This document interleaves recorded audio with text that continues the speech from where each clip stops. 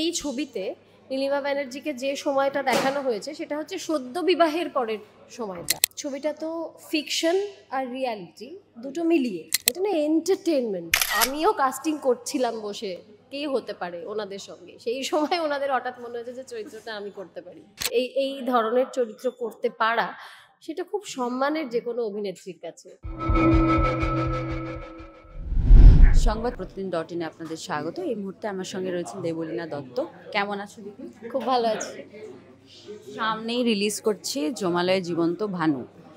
এই ছবিটা তোমার কাছে কতটা স্পেশাল? তো অবশ্যই, বিকজ ভানু বন্দ্যোপাধ্যায় আমাদের সবার কাছে একজন কিংবদন্তি, এবং তাকে নিয়ে যখন সিনেমা, সেই জায়গা থেকে কতটা স্পেশাল তো বটেই, সব থেকে স্পেশাল ছবিগুলোর মধ্যে একটি। তার কারণ এটার যে আর্কাইভ ভ্যালিউ, প্রত্যেকটা শিল্পী কি চায় যে তার কাজের একটা আর্কাইভ ভ্যালু থাকুক, এটাই তো সব থেকে বড় চাওয়া একজন শিল্পীর।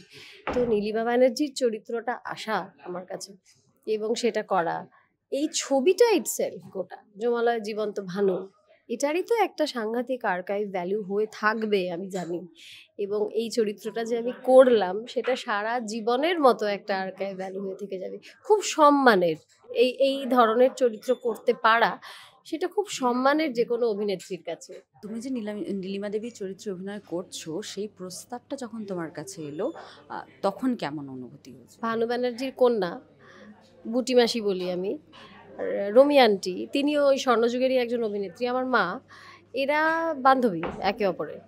তো আমরা একদিন অনেকেই সবাই মিলেই, আমিও ছিলাম, রেস্টুরেন্টে বসেছিলাম, সেই সময় ওনারা কাস্টিংটা করছিলেন যে নীলিমা ব্যানার্জির চরিত্রে কাকে কাস্ট করা যায়, ওনারা আলোচনা করছিলেন বসে। আমিও সাজেস্ট করছিলাম তখন বিভিন্ন অভিনেত্রীর নাম। ওনারা, বুটিমাসি আমাকে ছবি দেখাচ্ছিলেন, ওনার মায়ের অল্প বয়সের ছবি, কেননা এই ছবিতে নীলিমা ব্যানার্জিকে যে সময়টা দেখানো হয়েছে সেটা হচ্ছে সদ্য বিবাহের পরের সময়টা, একদম যখন একেবারে অল্প বয়স ওনার, তাই ওই সময়কার ছবিটাই উনি দেখাচ্ছিলেন। এবং বিভিন্ন অভিনেত্রীর ছবি আমিও গুগল করছিলাম, করে বার করে দেখাচ্ছিলাম যে দেখো এটা মিলছে কিনা। তো সেটা করতে করতে হঠাৎ রমি আন্টি আর বুটিমাসি বললেন, ততক্ষণে আমরা ভুলেই গেছি যে আমি অভিনেত্রী একজন। তারপর ওনারা হঠাৎ বললেন যে না, আচ্ছা তোর মুখটা মনে হচ্ছে মিলছে। এইভাবে কাস্টিংটা হয়েছে আর কি। আমিও কাস্টিং করছিলাম বসে কে হতে পারে ওনাদের সঙ্গে, সেই সময় ওনাদের হঠাৎ মনে হয়েছে যে চরিত্রটা আমি করতে পারি। ভানু ব্যানার্জিকে যেরকম অন স্ক্রিন ওনার রেফারেন্স পাওয়া যায়, নীলিমা ব্যানার্জির ক্ষেত্রে তো তা নয়। ছবি দেখেছি এবং বুটিমাসির সাথে বসে দীর্ঘ আলোচনা করেছি ঠিক কেমন ছিলেন মানুষটি এবং ব্যক্তিত্বটি। উনি অসম্ভব নামকরা একজন গায়িকা ছিলেন, ওই সময়কার খুব খ্যাত সুগায়িকা ছিলেন, এবং রেডিও স্টেশনে গান গাইতেন, নিয়মিত অনুষ্ঠান করতেন গানের, এবং ওই শিল্পী মনটা ছিল বলেই বোধহয় ভানু ব্যানার্জিকে ভীষণভাবে একেবারে পিলারের মতো সাপোর্ট করে গেছেন যাতে উনি অভিনয়টাই করতে পারেন। বুটিমাসি বারবারই বলেছেন যে মায়ের যে সাপোর্টটা ছিল, ওই সাপোর্টটা না থাকলে বাবা যেভাবে মন প্রাণ খুলে অভিনয়টা করে যেতে পেরেছেন সেটা হয়তো করতে পারতেন না। তো এই গল্পগুলো বুটিমাসির কাছেই শুনেছি, ওনার কাছ থেকেই জেনেছি যে ঠিক কী ভাষায় কথা বলতেন ওনারা, বাংলা ভাষায় কথা বলতেন বাড়িতে, এবং ওনার ব্যক্তিত্বটা কীরকম ছিল, খুবই দৃঢ় ব্যক্তিত্ব ছিল, অথচ খুবই মৃদুভাষী ছিলেন। এইসবগুলো শুনে অভিনয়টা করার চেষ্টা করেছি। এই ছবিতে কি তাহলে আমরা তোমাকে গান গাইতে দেখবো? না, স্যাডলি এই ছবিতে কিন্তু আমাকে গান গাইতে দেখা যাবে না। এবার এটা যদি দর্শকের অভিযোগ হয় তো এটা আমার অভিযোগ, কেন আমাকে গান গাইতে দেখা যাবে না এই ছবিতে।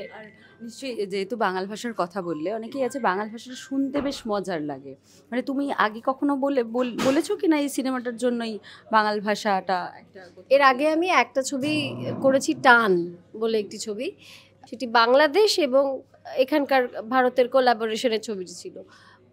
বাংলাদেশ বর্ডারের জলবেশ্বাদের ওপর ছবিটি ছিল, ওটাতে পুরোটাই বাংলা ভাষা বলতে হয়েছে, এবং ওটাও একটু জেনে নিতে হয়েছিল যাদের গল্প ছিল ওটা বাংলাদেশ এবং ভারতের বর্ডারে যে জলবেশ্যারা ছিল, তারা যেভাবে বাঙাল ভাষাটা বলতো সেটারও একটা আলাদা ধরন ছিল।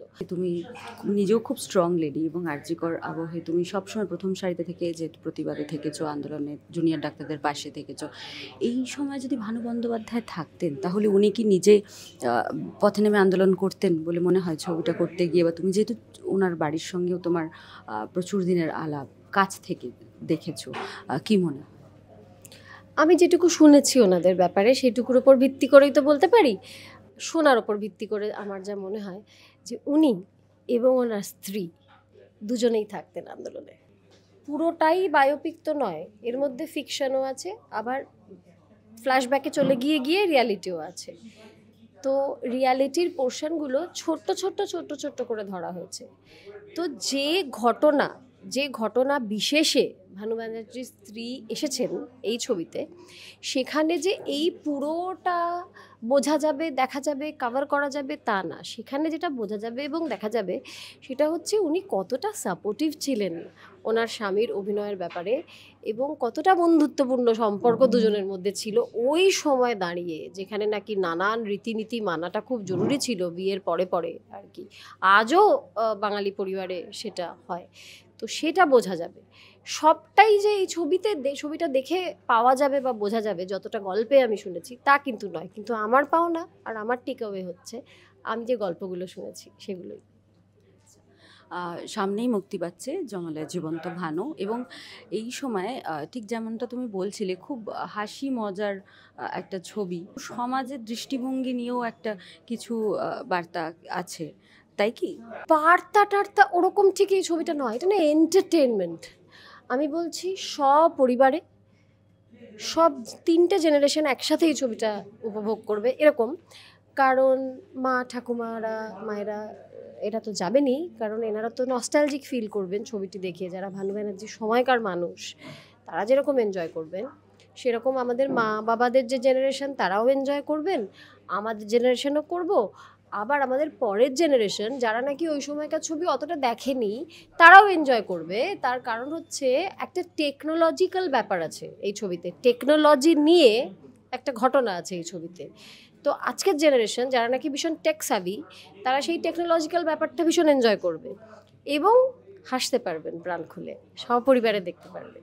তাই জন্য এই ছবিটা থিয়েটারে গিয়ে নিশ্চিতভাবেই দেখা উচিত।